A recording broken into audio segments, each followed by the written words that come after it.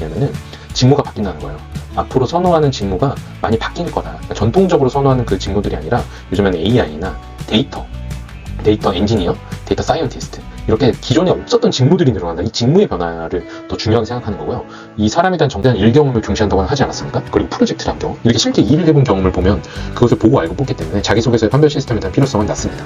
그리고 챗GPT를 통해서 자기소개서를 작성하는 여러 팁들이 도는데 초안을 작성하는 데는 유용합니다만은 그것이 합격을 보장해주지는 않습니다. 그리고 이 부분은 이제 미래 채용에 대한 변화가 많을 걸로 예상하는 건데 참 제가 봤었을 때는 큰 의미는 없습니다. 그냥 참고만 하시면 좋을 것 같고요. 지금 이 설문을 좀 보시면은 청년들은 AI 채용이 뭔가 좀 급변할 것이다. 그 다음에 뭐 사진이나 학력이나 이런 것을 가리고 하는 블라인드 채용이 확산될 거다. 그 다음에 비대면으로 하지 않을까? 이렇게 좀 많이들 예상을 하고 계시고 그 다음에 기워커, 1인 크리에이터를 많이 뽑지 않을까? 그 다음에 요즘에 ESG가 되게 유명하고 뭐 주목받으니까 뽑지 않을까라고 생각하시는데 이 부분은 좀 많이 생각을 바꾸셔야 됩니다. 이 부분은 기업에서는 굉장히 기업은 현실적이고 당장의 이익과 수익 비용 대비 효과성을 굉장히 많이 따지거든요. 그래서 기업은 AI 채용 증가에 대한 것도 30% 미만으로 응답했고요. 4차 산업 분야 혁명 증가, 오히려 이런 거를 크게 얘기했죠. 이게 무슨 소리냐면은 직무가 바뀐다는 거예요. 앞으로 선호하는 직무가 많이 바뀔 거다. 그러니까 전통적으로 선호하는 그 직무들이 아니라 요즘에는 AI나 데이터 엔지니어, 데이터 사이언티스트 이렇게 기존에 없었던 직무들이 늘어난다. 이 직무의 변화를 더 중요하게 생각하는 거고요. 이 사람에 대한 정보를 가린다? 그 다음에 비대면으로 면접을 한다? 아닙니다. 이게 더더욱 사람을 알고 뽑을 수가 없어요. 기업의 입장에서는 단 한 번, 단 두 번, 뭐 인성검사가 있다면 단 세 번. 이 세 번만에 사람을 모두 다 판단해야 되는데 쉽지 않습니다. 여러분들 쉽게 예를 들었을 때 소개팅을 할 때 뭐 두 번, 세 번 만나서 필이 오는 경우도 있겠지만 절대 그렇지 않잖아요. 사람을 여러 번 만나봐야 그 사람에 대해서 많이 알 수 있는 거지 않겠습니까? 기업도 마찬가지입니다. 어떻게든 정보를 더 많이 취득하고 어떻게든 사람의 얼굴을 만나서 비언어적인 요소들을 보고 뽑으려고 한다는 거, 그 부분 여러분들 좀 아시면 좋을 것 같고요. 그 다음에 여러분들이 착각하지 마십시오. 착각할 수 있는데 1인 크리에이터, 뭐 기워커들을 기업에 선호하지 않을까? 절대 그렇지 않습니다. 기업들은 이런 사람들은 이런 전문 업체들이 많아요. 그걸 기존에 쓰던 전문가들이 많기 때문에 신입 채용 부분에서 기워커나 1인 크리에이터 절대 비중이 높지 않습니다. ESG도 지금 기업의 입장에서 ESG가 뭔가 이루어야 되는 목표나 아주 뭐 이상향이 아니라 사실은 골치 아픈 기업의 활동에 도움이 되나 안 되나 이렇게 좀 판단을 하고 있는 단계라서 이 부분들 여러분들 좀 아시면 좋겠고, 그래서 결론이 무엇입니까? 직무에 많은 변화가 일어납니다. 직무. 전통적인 직무가 아니라 직무에 많은 큰 변화가 일어날 거다. HR만 예를 들어도 HR 채용팀 이렇게 뽑고 교육팀 이렇게만 뽑았는데 앞으로는 어떻게 뽑습니까? HR 데이터 분석가. 전혀 다른 영역이죠. 데이터를 조금 더 다룰 수 있는 사람들. 그 다음에 나중에 제가 채용팀장을 뽑을 때 아마 이렇게도 뽑을 거예요. 챗GPT를 통한 채용 고도화. 그래서 전혀 채용 직무를 다르게 낼 겁니다. 그래서 이렇게 직무의 변화가 심하게 일어날 거다. AI를 활용한 채용의 증가는 제가 뒤에서도 말씀드릴 텐데 생각보다 급변하진 않을 겁니다. 그런데 이 AI, 챗GPT를 통해서 자소서를 꾸미고 면접을 준비하는 사람들이 늘어나기 때문에 회사에서도 이 부분에 대한 대비가 있을 겁니다. 그 부분은 뒤에서 설명드리도록 하겠습니다. 자, 그래서 또 여러분들이 좀 아셔야 되고 좀 슬픈 부분이 기업들이 경력 채용을 70% 이상으로 활용을 하고 신입은 30% 미만으로만 사용하겠다. 이게 참 어려운 거죠. 옛날엔 이 비율이 반대였어요. 신입을 70, 경력을 30 뽑아서 많이 키우고 나머지 부분에 이제 경력 채용을 많이 했는데 요즘에는 많이 바뀌었다. 그 이유는 무엇입니까? 기업들이 인재를 많이 뽑아서 여러 군데 쫙 배치하는 게 효율성이 많이 좀 떨어지고 그 사람들을 뽑아서 성과를 내는 시기가 대략 3에서 4년이거든요. 근데 요즘에는 이직을 많이 하지 않습니까? 그래서 신입들을 뽑아도 3년 정도 되면 다른 회사로 많이들 이직하고 점프합니다. 스타트업으로 가기도 하고 비슷한 동종업계로 가기도 하기 때문에 그래서 요 신입들을 좀 적게 뽑고 경력 채용을 그때그때 뽑고 신입 채용을 오히려 조금씩만 뽑는 거예요. 근데 이 부분에서도 변화가 있을 겁니다. 일단은 이 부분은 이제 대기업 5곳 중 한 곳은 수시 채용만 진행하고 있고 이 부분이 아직은 크게 바뀌지 않았다. 근데 지금 제가 좀 주목해서 볼 부분은 5대 그룹에서 전기공채는 삼성만 남았는데, 저도 이제 삼성의 인사팀에도 그 아는 지인과 친구들이 있습니다. 근데 움직임은 삼성은 이제 그룹의 그 신입 전기공채를 어느 정도 좀 확대할 예정인 것 같아요. 그 부분에 대해서 조금 더 말씀드리자면, 이렇게들 뽑죠. 현대차, LG. 이것도 사실은 1년에 2번 크게 하면 되는 거를 4번으로 괜히 벌려서 하는 겁니다. 그래서 신입들이 준비하기 많이 더 어려운 거죠. 이 부분이, 그러니까 조금 뽑겠다는 거예요. 조금 필요한 경우에만 뽑겠다. 예전처럼 미리 폭발적인 그 기업의 성장이 있을 거니까 신입들을 많이 뽑겠다는 것이 아니라, 이렇게 장기적으로 저성장할 거기 때문에 신입도 조금만 뽑겠다라는 기조거든요. 근데 이제 제가 좀 주목해서 좀 볼 부분은, 앞으로는 이제 삼성이 신입 공채를 확대했다는 부분은, 이 회사가 데이터적인 아마 분석이 있었을 겁니다.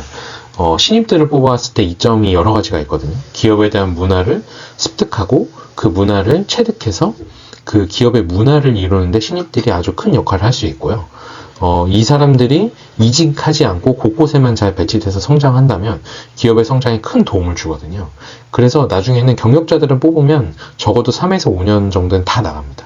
몸값을 불려서 다 나가고 커리어를 쌓아서 거의 다 나가지, 그 기업의 임원으로 끝까지 올라가는 경우는 많이 없거든요. 근데 신입들은 기업의 입장에서는 자기들이 돈을 주고 키웠거든요. 그러니까 끝까지 성장시키고 임원으로 성장시키려는 니즈가 크고, 기업의 여러 곳을 거치면서 기업에 대해 너무나 잘 알고 로열티가 높습니다. 그러니까 아마 삼성에서도 경력 출신 임원과 신입 출신 임원에 대한 비교, 혹은 신입 출신 사원들의 성과 같은 비교하는 데이터가 있을 겁니다. 저도 지금은 스타트업에 있지만 예전에 있었던 대기업에서 신입 출신 사원들과 경력 출신 사원들의 성과를 비교한 적이 있었는데, 생각보다 신입 쪽이 성과가 높습니다. 그것은 여러 가지 원인이 있겠지만, 또 회사마다 다르겠지만, 결국에는 언젠가는 3에서 5년 사이에 다시 한번 신입 채용에 대한 본격적인 경쟁이 올 거다. 이 부분은 제가 왜 말씀드리냐면, 지금 졸업하는 대학생들 숫자가 점점 줄어들고 양질의 대학생 숫자가 적어지기 때문에 이렇게 경력 공채로 조금씩 브랜딩 없이 뽑는 것보단 삼성처럼 대규모 공채로 브랜딩해서 확 인재들을 끌어당기고 그 인재들을 잘 유지하는 것이 앞으로 인재 전쟁에서 우수한 신입 인재를 확보하는 데 있어서는 더 유리한 면이 있기 때문에, 제가 봤을 때 3년 안에 다시 한번 신입에 대한 공채 붐은 다시 한번 일어날 수도 있다. 이 부분 조심스럽게 말씀드리고요. 자, 이 장표를 좀 보시면은 기업의 73%가 챗 GPT 자기소개서에 대한 판별 시스템이 없다라고 밝히고 있는데, 왜 73%가 없을까요? 사실 없어도 됩니다. 챗GPT를 통해서 자기소개서를 판별할 만큼 요즘의 자소서가 아주 긴 문장, 100일장처럼 쭉 써서 문장을 정말 화려하게 잘 썼는지를 절대 보지 않습니다. 요즘엔 또 어떻게 봅니까? 자기소개서의 문항을 많이 축소하고 있어요. 문항을 많이 축소하고 핵심적인 문항만 남겨두고 있어요. 그것은 기업에서 그 관점이 명확하다라는 겁니다. 그래서 챗GPT로 자기소개서를 화려하게 쓰고, 그 문항에서 챗GPT를 통해서 그 문항이 원하는 것을 얻어낸다? 그것은 기업의 정보가 나간 거기 때문에 절대 그렇게 할 수 없고, 기업 입장에서도 챗GPT로 자기소개서 쓴 거 판별할 시스템을 크게 갖춰야 되느냐? 아닙니다. 그것을 갖추기보다는 기업에서 입장에서는 무엇을 볼 것인가? 왜 우리가 그 문장을 봐야 되고 누가 볼 것인가? 그 부분에 대해서 더 신경을 쓰지, 이것을 챗GPT를 판별하는 시스템을 갖춰야 되느냐에 대한 니즈는 저는 아직까지는 잘 모르겠습니다. 그 부분까지는 필요 없다.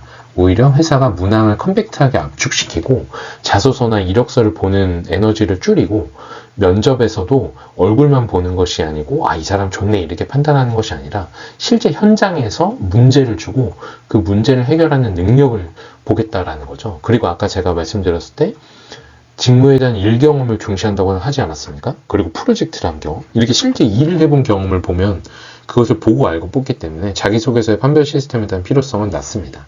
그리고 챗GPT를 통해서 자기소개서를 작성하는 여러 팁들이 도는데, 초안을 작성하는 데는 유용합니다만은 그것이 합격을 보장해 주지는 않습니다. 그래서 이 부분에도 나오는 거예요. 면접 중심이 92%다. 그 다음에 서류와 필기는 낮다. 이게 여러 가지 의미가 있습니다. 이 면접이 면접장에서 자네 뭐 얘기해보소. 그리고 관상, 그 다음에 면접의 태도, 이거를 보겠다는 것이 아니라 이 거의 다 그 지원자들의 수준이 상향평준화되어 있어요. 일 경험도 비슷하고 자소서도 컨설팅 받아서 다 잘 씁니다. 그리고 면접의 대답도 다 잘해요. 근데 면접 중심이라는 것은 뭘 보겠다는 거예요? 기업들은 어떻게 대응합니까? 테스트. 현장에서의 테스트. 현장에서의 테스트, 그 다음에 프로젝트. 프로젝트 너 무엇을 하셨습니까? 그리고 얘기해 보세요. 라고 하고 점점 더 어떤 식으로 갑니까? 현직자의 참가 비중을 늘립니다. 현직자.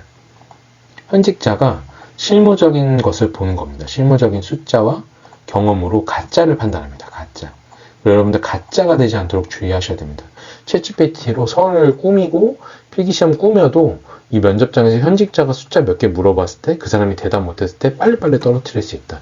그래서 이 면접 중심으로 가겠다는 거지, 이 기업이 HR이나 기업에 뽑는 체계가 낙후돼서 면접으로 본다, 이게 절대 아닙니다. 제가 봤었을 때는 기업 인사 담당자들이 면접 중심으로 보겠다라는 것은 이 어떻게 하면 이 가짜를 가려낼까를 직접 얼굴 보고 판단하겠다라는 것입니다.